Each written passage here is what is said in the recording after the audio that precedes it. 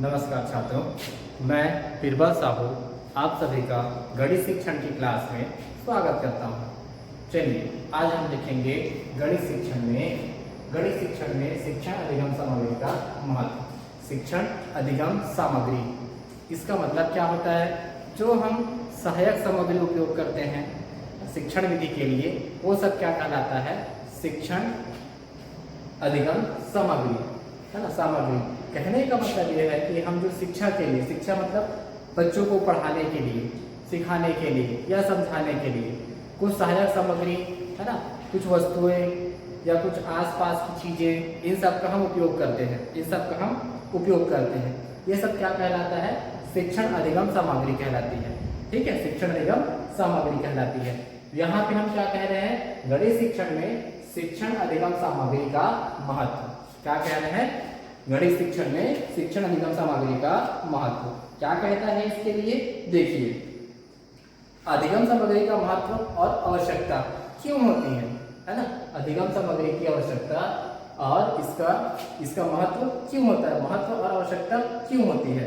तो आप कह सकते हैं कि शिक्षण में सफलता प्राप्त करने के लिए अध्यापक के द्वारा अनेक विधि और युक्तियों का प्रयोग किया जाता है, लेकिन कभी कभी पाठ के महत्वपूर्ण तथ्य तथा कठिन भाव ना तो किसी विधि और ना किसी युक्ति द्वारा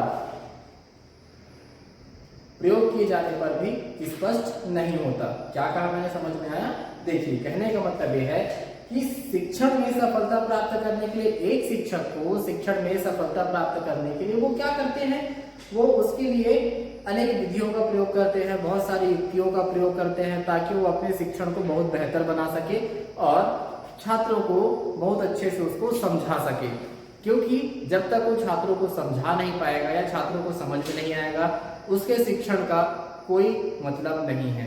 ठीक है, वो क्या करता है, एक शिक्षक क्या करता है कि शिक्षण में सफलता पाने के लिए बहुत सारी विधियों का, बहुत सारी युक्तियों का प्रयोग करता है, जिससे क्या करता है, जिससे क्या होता है कि वो अपने शिक्षण में सफलता प्राप्त करता है। अपनी विधियों से, अपनी युक्तियों से छात्रों को, विद्यार्थियों को बहुत अच्छे तरीके से समझा सकता है। ठीक है, लेकिन कभी कभी ऐसे होता है कि कुछ महत्वपूर्ण तथ्य है या कुछ कठिन भाव जो होते हैं, कुछ महत्वपूर्ण तथ्य है, कठिन भाव होते हैं, कुछ शब्द होते हैं जिनको हम विधियों द्वारा या कुछ युक्तियों द्वारा भी हम उसके भाव स्पष्ट रूप से समझा नहीं सकते, उसको भी हम स्पष्ट रूप से समझा नहीं सकते या अध्यापक के कथन द्वारा भी हम उसको नहीं समझा सकते। कहने का मतलब ये है कि गणित में बहुत सारे ऐसे टॉपिक आते हैं, ऐसे शब्द आते हैं जिसको हम क्या कर सकते हैं, किसी युक्ति द्वारा या किसी विधि द्वारा या अध्यापक अपने कथन द्वारा उसको समझाने की कोशिश करता है, किंतु वो उसको ठीक से समझा नहीं पाता, स्पष्ट रूप से उसको समझा नहीं पाता, समझा नहीं सकता। तब क्या होता है?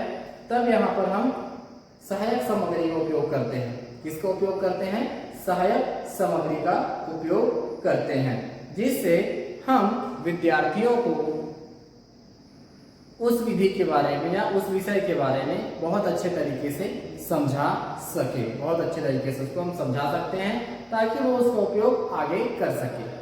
ठीक है, तो देखिए यहाँ पे होता क्या है, सहायक सामग्री कहा गया है। मैंने कहा, देखिए शिक्षण अधिगम में क्या है, सहायक सामग्री, है ना। तो सहायक सामग्री वो होती है जिसका हम प्रयोग करते हैं, जिसका हम प्रयोग करके छात्रों को, है ना, जिसका हम प्रयोग करके छात्रों को, विद्यार्थियों को जिस शिक्षण विधि को समझाने में हमें कठिनाई आती है, उसको बड़ी सरलता पूर्वक समझा सकते हैं, है ना।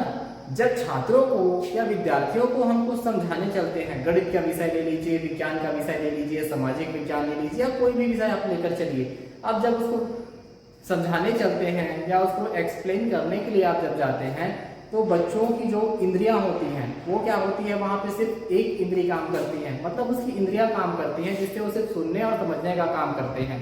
ठीक है, तो उसमें बहुत सारे ऐसे स्टूडेंट्स रहते हैं, बहुत सारे ऐसे छात्र छात्राएं रहते हैं, ऐसे विद्यार्थी रहते हैं जिनका ध्यान उन पर लगता है और किन्हीं का और कुछ का ध्यान नहीं लगता, है ना। कुछ जो हम समझाते हैं उस पर ध्यान देते हैं, कुछ उस पर ध्यान नहीं देते।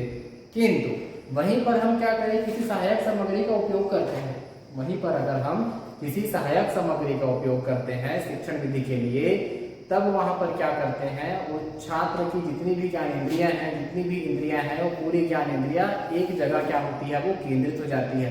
अगर हम कुछ प्रयोग दिखाएं, कुछ प्रयोग करके दिखाएं उसको शिक्षण विधि में, कुछ प्रयोग दिखाएं, तो छात्र या विद्यार्थी बहुत ध्यान से उसको देखते हैं, बहुत ध्यान से उसको सुनते हैं, जिससे उनकी शिक्षण विधि, जिसकी उनकी शिक्षा में वृद्धि होती है, उसके मस्तिष्क में वो चीजें स्थायी रूप से स्थापित हो जाती है, स्पष्ट रूप से उनके मस्तिष्क में क्या होती है, वो स्पष्ट रूप से, स्थायी रूप से वो उनके मस्तिष्क में बैठ जाती है। ये होता है किसके लिए, सहायक सामग्री के लिए। ठीक है, देखिए अब इसमें हम क्या कर सकते हैं, जब सहायक सामग्री की बात आती है तो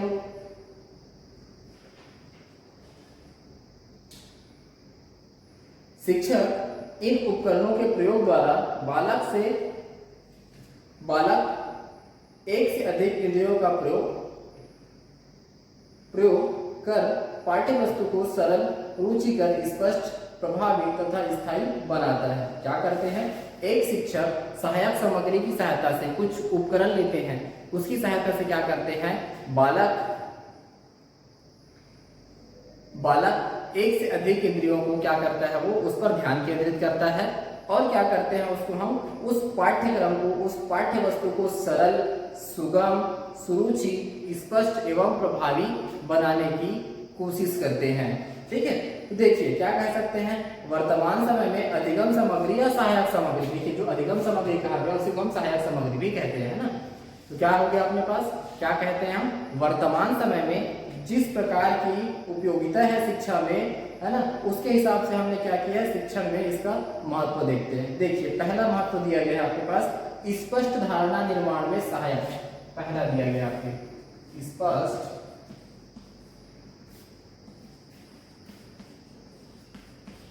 धारणा निर्माण में सहायक। देखिए ये पहला है, क्या कहता है आपके पास, स्पष्ट धारणा निर्माण में सहायक।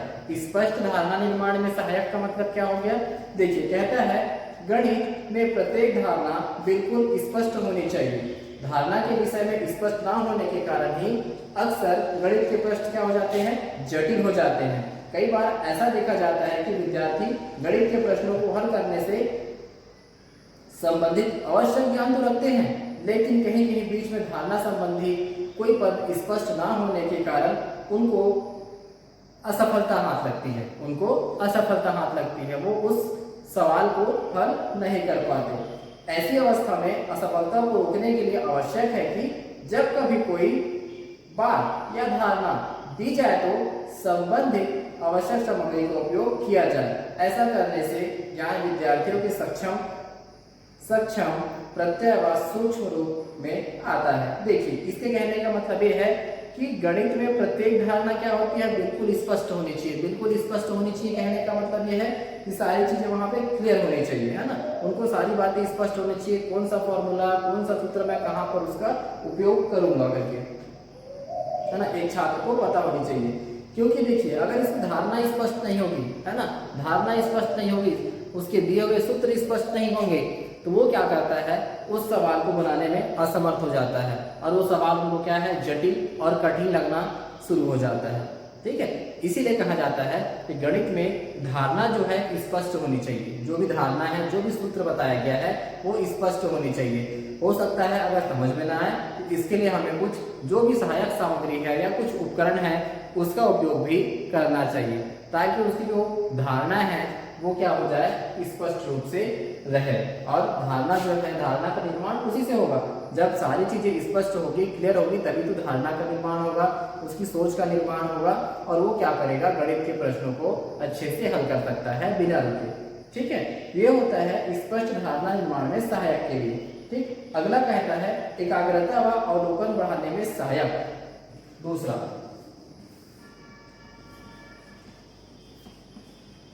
एकाग्रता एवं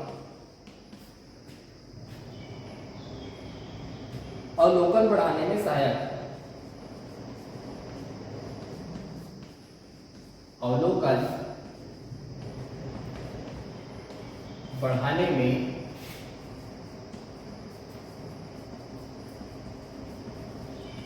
सहायक। ठीक है, इसका कहने का मतलब क्या है? देखिए, जब अध्यापक सहायक सामग्री का प्रयोग कक्षा में करता है तब उस समय विद्यार्थी में विषय के प्रति एकाग्रता बढ़ जाती है, वे ध्यान देकर उसे सुनते व देखते हैं।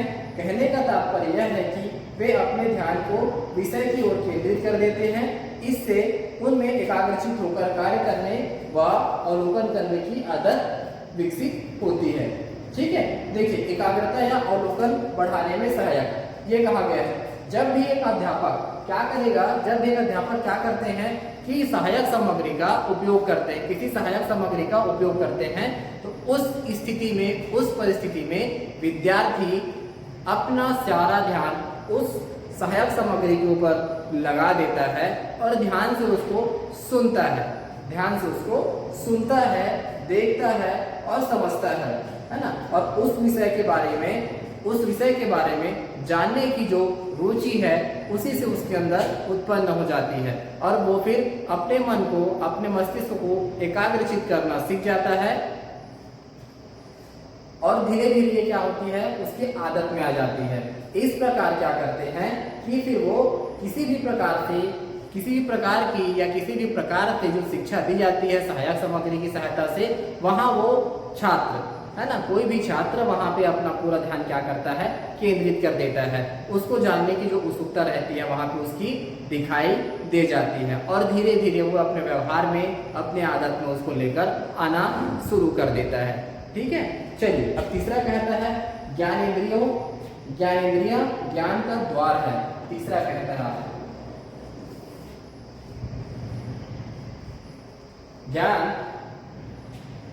ज्ञानेंद्रियां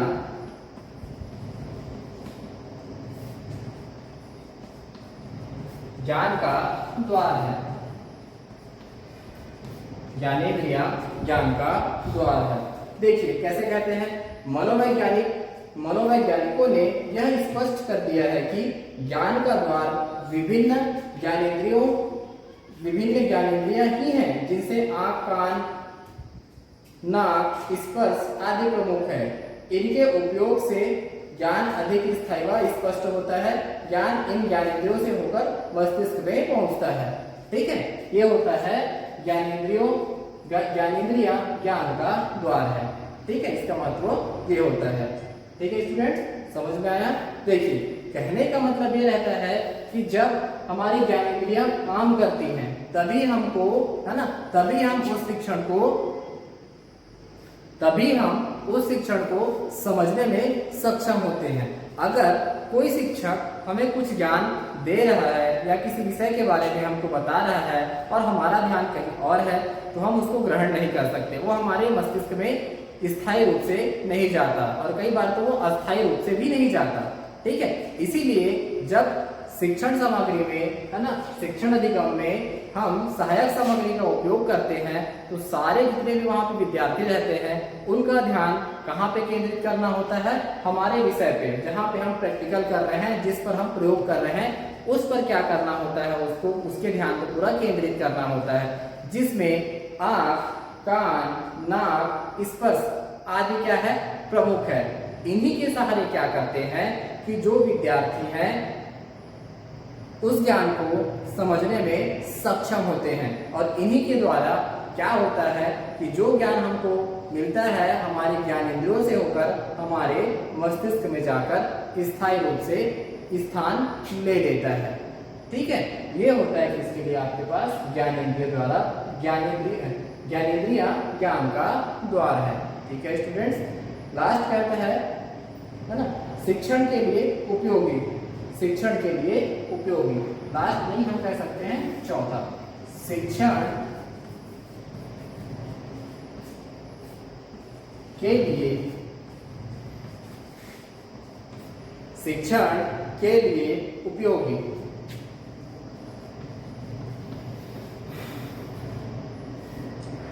देखिए, शिक्षण के लिए उपयोगी कहा गया है, कैसे कह सकते हैं, शिक्षक सहायक सामग्री के प्रयोग से अपने पाठ को सफल एवं उच्च कोटि का बना लेता है।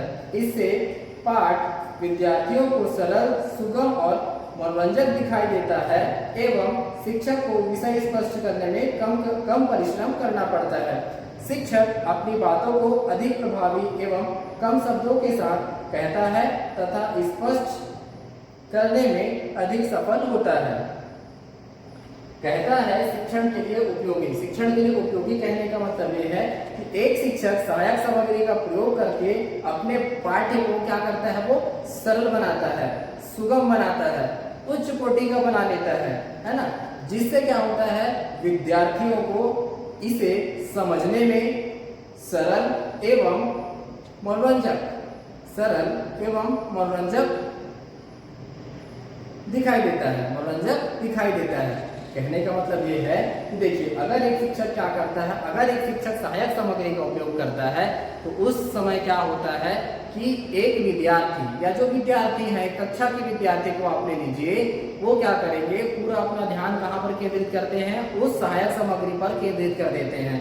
तो उसके सहारे क्या होता है कि एक शिक्षक को अपनी बात रखने में, उस विषय के बारे में बताने के लिए बहुत कम समय लगता है ना, और वो प्रभावी रूप से उसको समझा सकता है, बड़ी सरलता से उसको प्रयोग द्वारा वो समझा सकता है।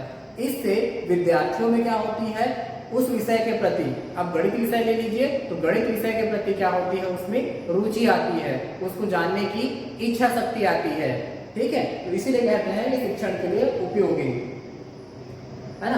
तो आप ये कह सकते हो, इसमें एक बात और कह सकते हैं कि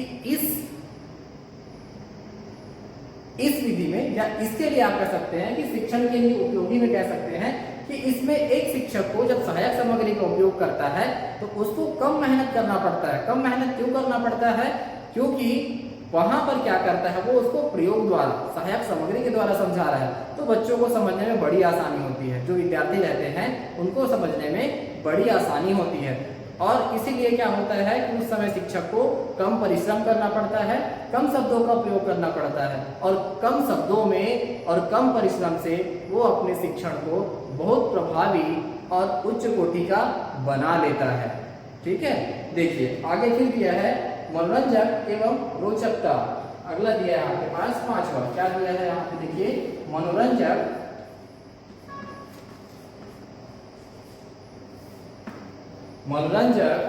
और क्या दिया है, एवं रोचक। मनोरंजक एवं क्या दिया है आपके पास, रोचक, रोचकता या रोचक कह सकते हैं आप। ठीक है ना, ये हमारे पास है इसमें पांचवा महत्व। कहता है देखिए महत्व कैसे में है, सहायक सामग्री के प्रयोग से पाठ में नयापन आता है, विद्यार्थियों के सम्मुख वह पाठ अन्य पाठ्यों से भिन्न होता है, अतः रुचि की मात्रा बढ़ जाती है।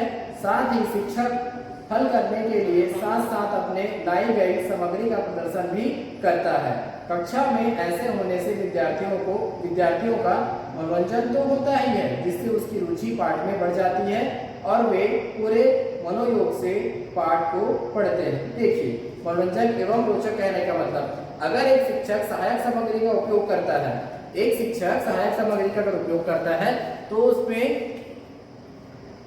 उसमें क्या होता है, उसके पाठ में नयापन आता है। नयापन कहने का मतलब देखिए, अगर एक शिक्षक क्या करता है, पढ़ाते पढ़ाते एक ही विधि का उपयोग करते रहे तो उसमें क्या होते हैं, विद्यार्थियों में रुचि कम हो जाती है उस विषय के प्रति।